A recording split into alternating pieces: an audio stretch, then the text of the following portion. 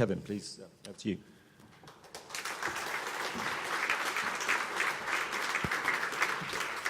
Thank you, Matthew. Hello, everybody. My job here is to do a bit of standing back from the details of environmental growth and do a little bit of scene setting. What someone said to me just now was, Kevin, does that mean you're going to show the graphs of doom? I don't like to think about them that way, but I do think we have to put the context in which environmental growth is being set and get that firmly in our minds. I think it's very, very hard for us to understand quite how the world around us isn't changing in so many ways, but including environmentally. And it's easy to see the graphs. Whoop. Is this moving?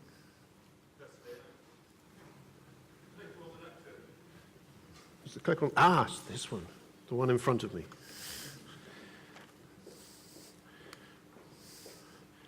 There we go. In the last 40 years, to the best that we can estimate, wildlife populations have decreased by about a half. So that's within the lifetimes of, I'm guessing, the majority of us in this room. The wildlife populations of the world in our lifetimes have gone down by about a half. That's approximately also true for the UK, and there's no reason to believe that that's probably not also about right for what's happened in Cornwall. We are really living in an age when things are changing very drastically, very dramatically, and there is no sign of this halting.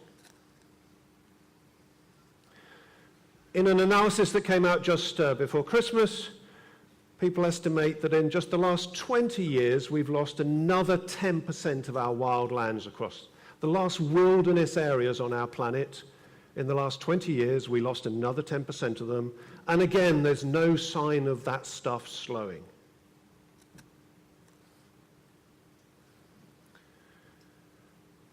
And finally, thinking about our world's trees, every year we're suffering a net loss of about 15.3 billion trees.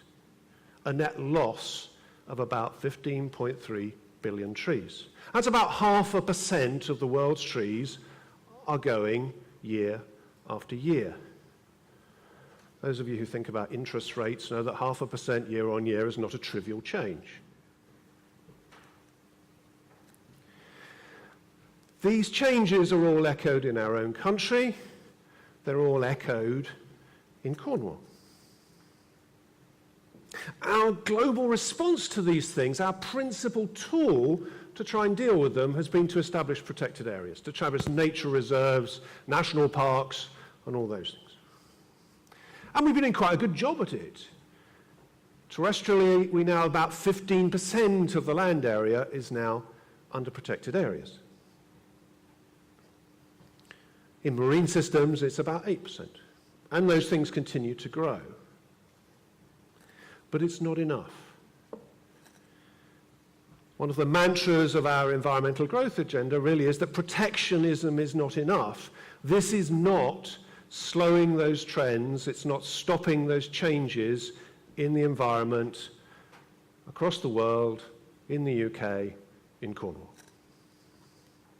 It's not to say that those protected areas aren't important. They have positive effects on many, many environmental variables. They improve the abundances of many species, including many threatened species. But increasingly they're sitting as little islands. And islands are influenced by the seascape or the landscape around them. There are flows back and forth. And these little islands of protection are not enough to sustain, to generate opposition, if you like, sufficient opposition to the changes that we're wreaking in the wider world.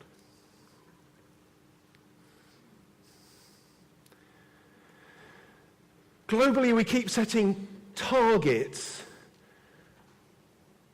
around protected areas, around other aspects of our environment, to try and deal with this problem. Globally at the moment, we're focused on what are called the Aichi biodiversity targets. And in Cornwall, we've run Cornwall past those same set of targets to see how well it performs. Here are the results of that. Some of you will have seen this before. This is just the number of those different targets on which we're seeing progress, no progress, deterioration, and the number to which we're achieving or even exceeding.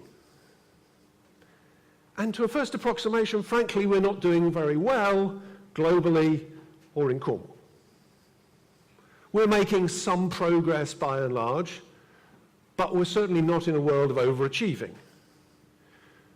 We're not hitting targets that were set because people thought they were achievable, and we're certainly not exceeding those targets.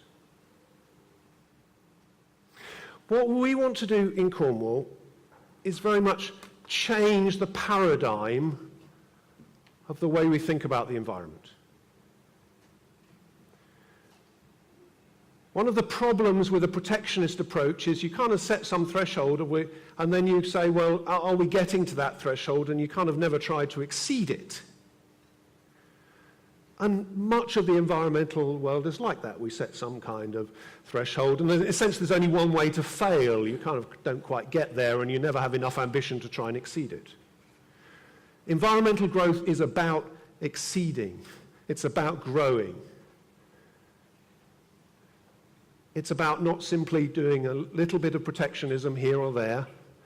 It's about improving our environmental assets across the county at large. We're not the only ones who are starting to think about such an agenda. Very commonly, other people aren't framing it as environmental growth. That's very much something we've claimed for Cornwall. But people are recognizing these same challenges, that they need to do more than just protect areas and try and keep them the way they are or the way they have been. They need to grow their environmental assets. And I just want to give you 4 examples from around the world. And I know Nick's going to come and talk to you about some of the other ones from the UK, and I'm sure other speakers will do the same. I just want to pick 4 quick examples. This is Zealandia from New Zealand. This is a valley outside Wellington in New Zealand. It's about 275 hectares. What I like about this project is actually these guys have something like a 500-year vision. It makes us look very short-sighted, really, with our 50-year environmental growth strategy. They want to take this valley from having been a degraded, species-poor, depauperate piece of land and regrow it into what it should originally have been like, so that the population of Wellington know about their heritage, they can experience nature as the nature of New Zealand might once have been, minus the things that they drove extinct a long time ago. Curiously, I quite like this top right picture here. This is a takahe, which looks as though it's as large as the woman in this picture. It is actually only about so high, so she is perfectly safe. The second example, which many of you may have heard about, is Ostvaarderplassen, and Esther will have to forgive me for the pronunciation, which is a 54 square kilometre site in Holland. It was a polder back in 1968. It was a nature reserve from 1984, in which they've really tried to do creative conservation, to build environmental assets, and particularly by introducing large herbivores and the best mimics of historical large herbivores that we have, particularly het cattle and conic horses, trying to recreate functioning ecosystems to restore the functionality of these systems. And this has become one of the most famous protected areas in the world. And it's not been a matter simply of putting a fence around it or calling it protected and leaving it alone. It's been a matter of creative conservation, generating environmental growth on over a big area. This is about the same size as our North Bob in SSSI. This is not an unimaginable scale, but it's a big scale project. It's very famous. In some ways it's contentious. There are issues around what happens with animals, big animals, should they be allowed to naturally die, are they, and so forth. But it's a bold, bold attempt to restore ecological function and ecological processes. Environmental growth is about much more than this, but I think one of the things that we need to think about in Cornwall is bold initiatives like this. And such a movement is beginning to sweep across Europe. There are increasing numbers of sites being recognized, and people asking the question, how do we make the wildlife come back in Europe? How do we fight that seemingly inexorable loss of species abundances and species presences? My third example is a much more urban one. My Korean really isn't up to even pronouncing this, and if anybody's free to have a go. This is downtown Seoul in South Korea, where there was a 7-kilometer stretch of waterway which was essentially covered through the center of the city. For 7 kilometers it was covered. No one could see it. No one, I guess, even probably knew it was there.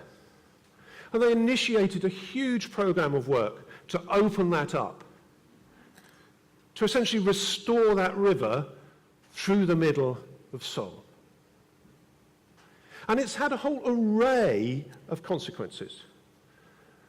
6 bird species have become 36 bird species. 4 fish species have become 25 fish species. Temperatures in the vicinity of this have declined by about 4 degrees, which is quite important in a hot place like this. Wind speeds have picked up and air pollutant problems have gone down. There are multiple benefits of doing environmental growth in the middle of a city.